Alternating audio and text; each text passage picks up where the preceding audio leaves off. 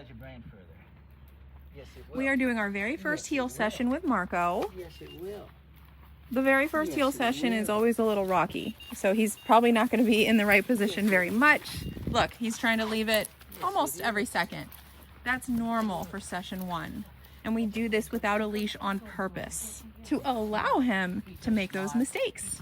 The last thing we're going to want to do is restrain him, right? We don't want to put a harness on. We don't want to put something around his neck and physically hold him in that position the entire time.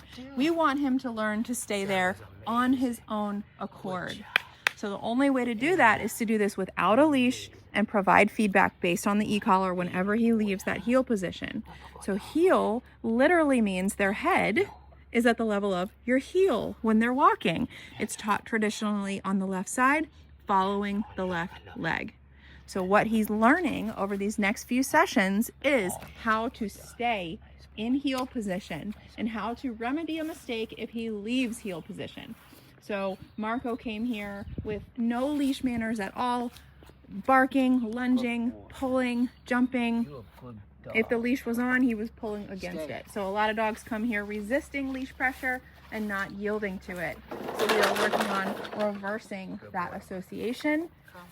Josh just did a little stay work with the Tonka truck. Then he did a recall with the tone right into a moving heel. And then the next step is watching for when he leaves heel position, just like right there. Correction, recall, information. These are all reps.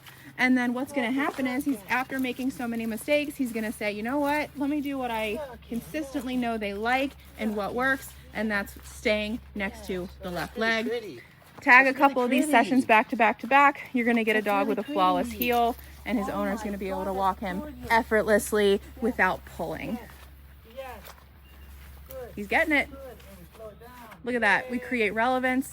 We create a dog who is paying attention to us, listening to us, cares about what we have to say. Look at that.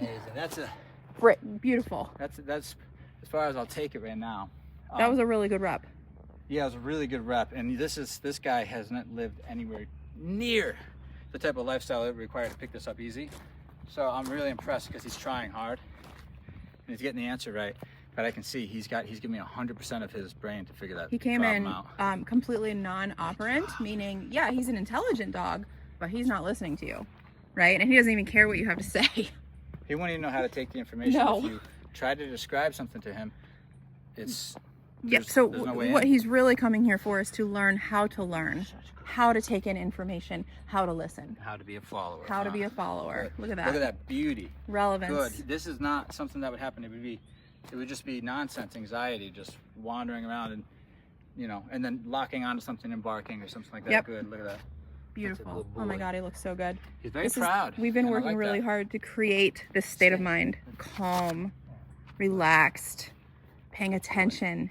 Good job, Marco. And affectionate. Nice.